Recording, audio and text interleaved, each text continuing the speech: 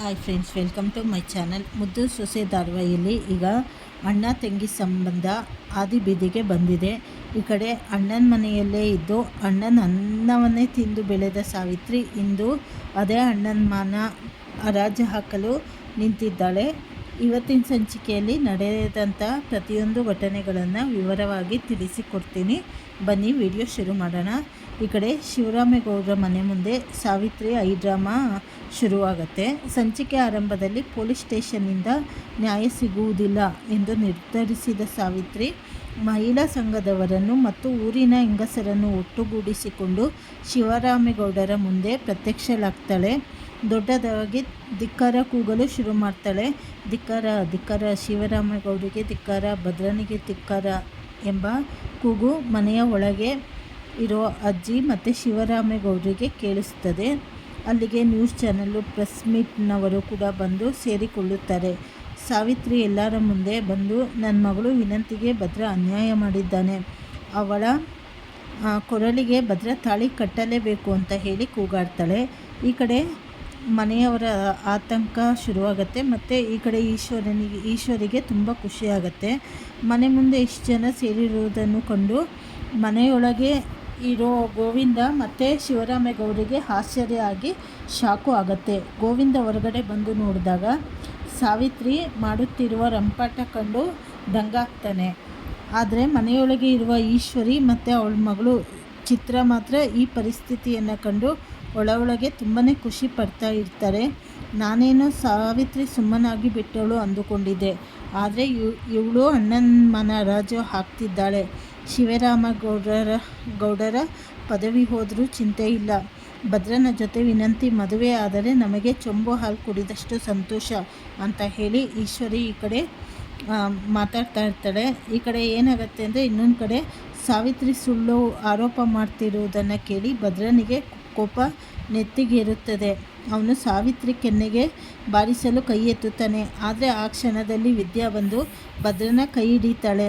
ಗೌಡ್ರೆ, ದಯವಿಟ್ಟು ಕೋಪಕ್ಕೆ ಬುದ್ಧಿ ಕೊಡಬೇಡಿ, ನೀವು ಯಾವುದೇ ತಪ್ಪು ಮಾಡಿಲ್ಲ ಎಂದು ನನಗೆ ಗೊತ್ತು. ನಾವು ತಾಳ್ಮೆಯಿಂದ ಇರಬೇಕು, ನೀವೇನಾದರೂ ಮಾಡಿದರೆ ಪರಿಸ್ಥಿತಿ ಇನ್ನೂ ಹದಗೆಡುತ್ತದೆ ಅಂತ ಹೇಳಿ ಸಮಾಧಾನ ಪಡಿಸ್ತಾಳೆ. ಈ ಕಡೆ ವಿದ್ಯನ್ ಮಾತಿಗೆ ಬೆಲೆ ಕೊಟ್ಟು ಭದ್ರ ಸುಮ್ಮನಾಗ್ತಾನೆ.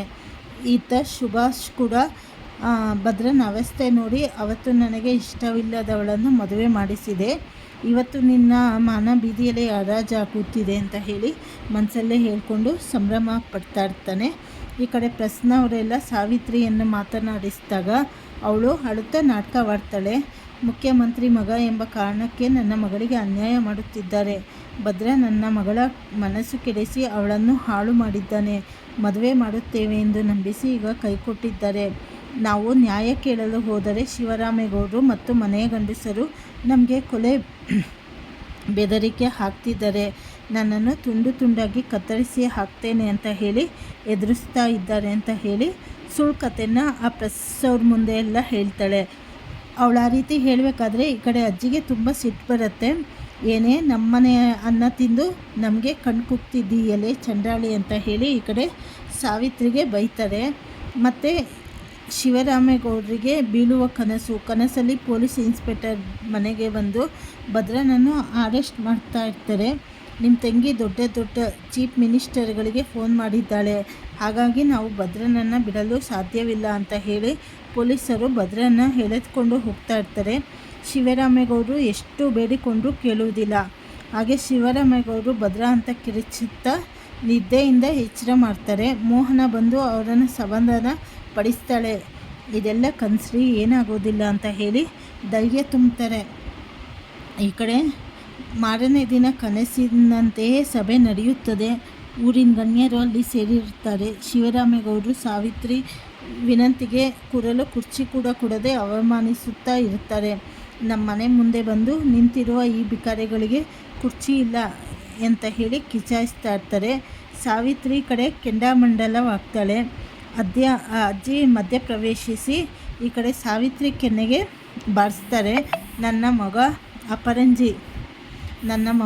ಅಪರಂಜಿ ಇದ್ದಂತೆ, ಅವನು ಯಾವುದೇ ತಪ್ಪು ಮಾಡಿಲ್ಲ. ನೀವಿಬ್ಬರು ಸೇರಿ ನಮ್ಮ ಆಸ್ತಿ ಒಡೆಯಲು ಈ ಸಂಚನ್ನು ಮಾಡಿದ್ದೀರಾ ಅಂತ ಹೇಳಿ ಈ ಕಡೆ ಶಿವರಾಮೇಗೌಡರು ಸಾವಿತ್ರಿ ಮೇಲೆ ಕೂಗಾಡ್ತಾರೆ. ಈ ಕಡೆ ಸಾವಿತ್ರಿ ಲಾಸ್ಟಿಗೆ ಅಜ್ಜಿ ಮುಂದೆ ನೀವೇ ಅಂತಿಮ ತೀರ್ಪು ಕೊಡಿ ಅಂತ ಹೇಳಿ ಕೇಳ್ತಾರೆ.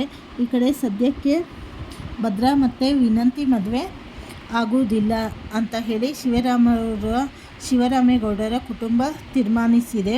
ಆದರೆ ಸಾವಿತ್ರಿ ಈ ಸಂಚನ್ನು ಇಲ್ಲಿಗೆ ಬಿಡ್ತಾಳ? ಭದ್ರಾ ನಿಜವಾಗಿಯೂ ಈ ಜಾಲದಿಂದ ಹೊರಗಡೆ ಬರ್ತಾನ ಅಂತ ಹೇಳಿ ಮುಂದಿನ ಸಂಚಿಕೆಗಳಲ್ಲಿ ಕಾದು ನೋಡೋಣ. ಇನ್ನು ಏನೇನು ತಿರುವು ಬರುತ್ತೆ ಅಂತ ಹೇಳಿ ಮುಂದೆ ತಿಳಿದುಕೊಳ್ಳಬಹುದು. ಈ ಕಡೆ ಸಾವಿತ್ರಿಯಿಂದ ಹೇಗೆ ಬಚಾವು ಆಗ್ತಾನೆ ಭದ್ರಾ, ಹಾಗೆ ವಿದ್ಯಾ ಏನು ಪ್ರಯತ್ನ ಪಡ್ತಾಳೆ, ಹಾಗೆ ಅವಳು ವಿದ್ಯಾ ಪ್ರೆಗ್ನೆಂಟ್ ಅನ್ನೋದು ನಿಜನ ಸುಳ್ಳು ಅಂತ ಹೇಳಿ ಮುಂದಿನ ಸಂಚಿಕೆಗಳಲ್ಲಿ ತಿಳಿದುಕೊಳ್ಳೋಣ. ಹೊಸದಾಗಿ ಯಾರ್ಯಾರು ಚಾನಲ್ ನೋಡ್ತಾ ಇದ್ದೀರಾ ಸಬ್ಸ್ಕ್ರೈಬ್ ಮಾಡ್ಕೊಳ್ಳಿ, ಲೈಕ್ ಮಾಡಿ, ಶೇರ್ ಮಾಡಿ, ಹಾಗೆ ನಿಮ್ಮ ಅನಿಸಿಕೆ ಅಭಿಪ್ರಾಯವನ್ನು ತಿಳಿಸಿ. ಧನ್ಯವಾದಗಳು.